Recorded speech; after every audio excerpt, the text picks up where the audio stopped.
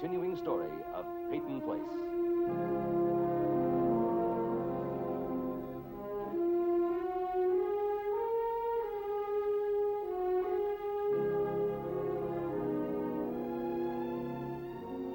Starring Ed Nelson as Michael Rossi, Ryan O'Neal as Rodney Harrington, Barbara Parkins as Betty Anderson, Christopher Connolly as Norman Harrington, Patricia Morrow as Rita Harrington, James Douglas as Stephen Cord.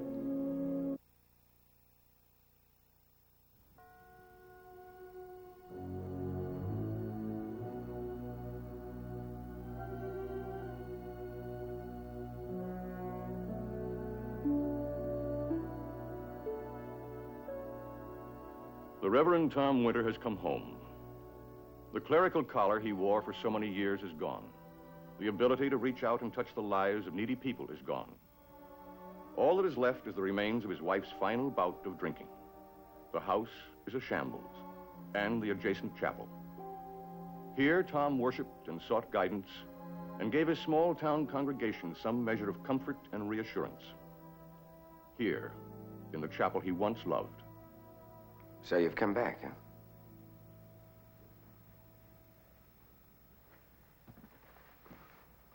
I'm glad, Tom. Only for my things. Where were you? Boston. I was looking all over for you. Your wife's in the hospital. She's been drinking ever since you left her. Tom, look, she needs you. Desperately.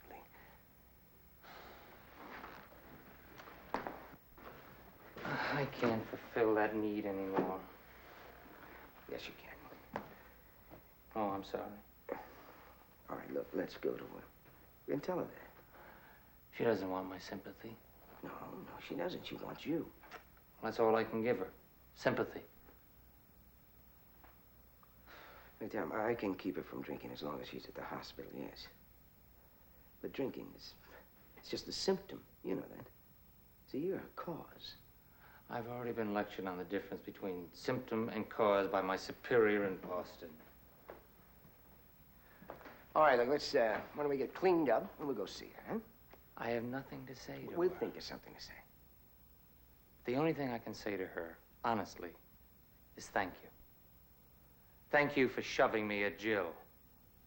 For showing me what's really important. Thank you for forcing me to leave the church. For helping me find a life I couldn't find by myself. Thank you.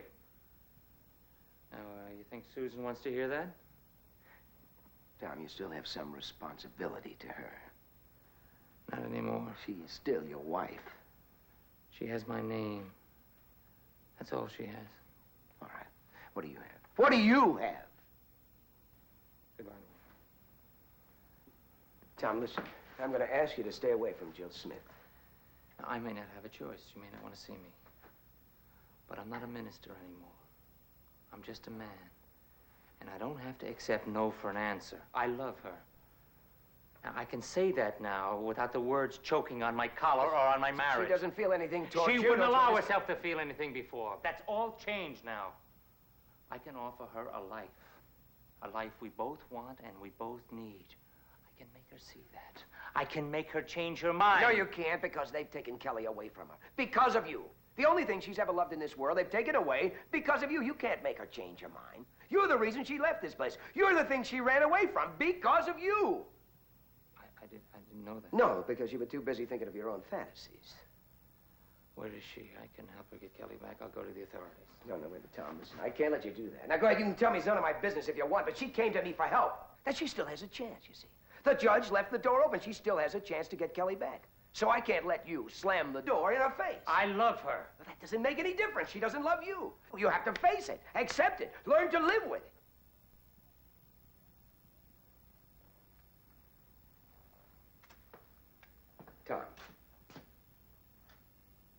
Tom, just think for a minute, huh? I mean, this is where you belong. My God, come back before there are no pieces to pick up. This is God's house. The rest is Susan's. I don't belong in either.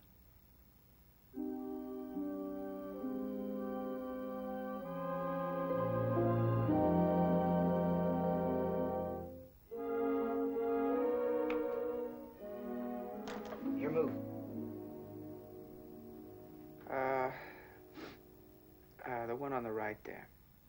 This one? No. This one? No. This one? No, Norman, look, let's forget it, huh? You win. Take it away. Okay. I'm sorry I ruined your game. No, you didn't ruin it.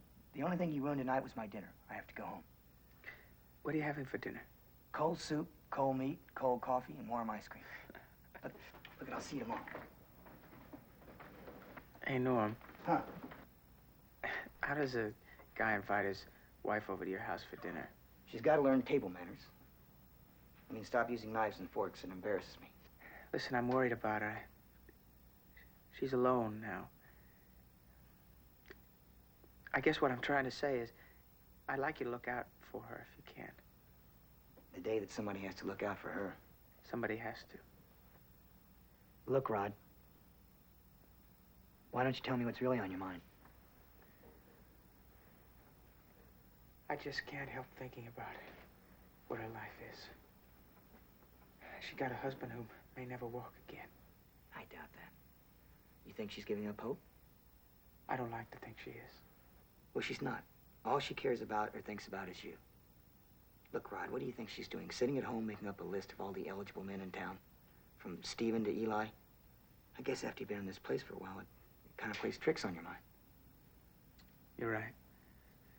You're right. Let's drop it. No, let's not drop it. Apparently you don't trust her. Well, I do. I trust her, Norm. I trust her. I guess my mouth is working overtime to make up for my legs. I know you've been looking out for her. Thank you.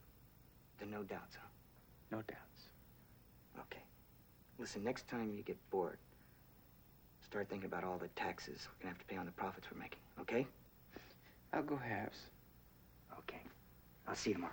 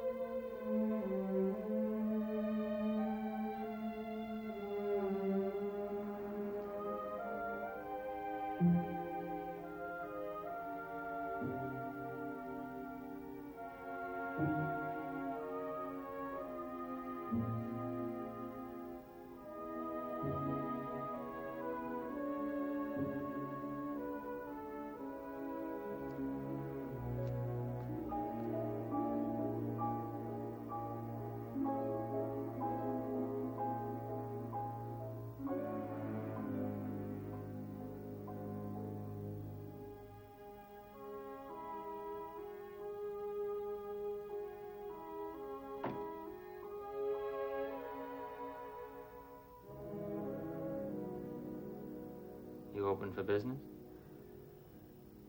You're a little late. For what? To help Jill? Yeah, Mike Rossi told me.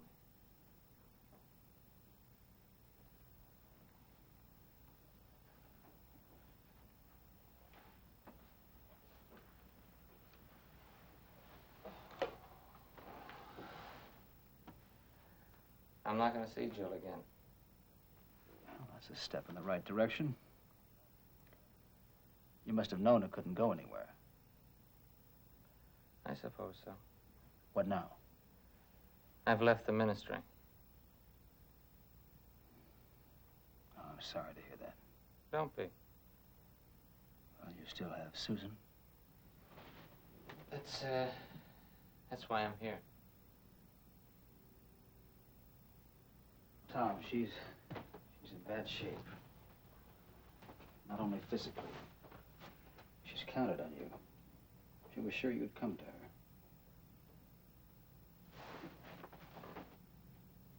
Go to her. Now. I want you to do that. Oh, you don't need me to run interference. Look, you both have a lot of understanding to do.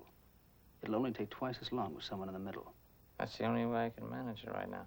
No matter how much harm she's done, she loves you, Tom. But I don't love her. I'm not going back to her. You're leaving her?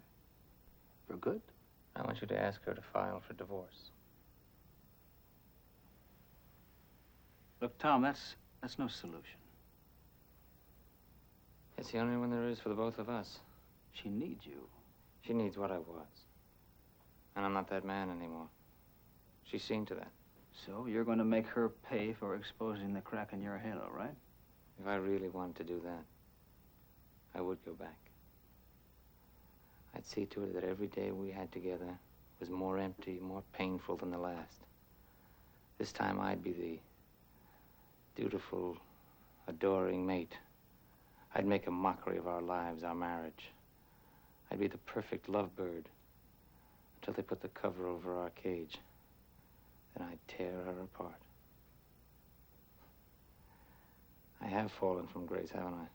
But that's the way it was, Stephen. And that's the only way it could be. And that would be much worse than what I'm asking you to do. I don't love Susan anymore, but I don't want to hurt her. Explain that to her. Where are you going? Oh, don't worry. You'll be able to serve the divorce papers. I'll be around for that.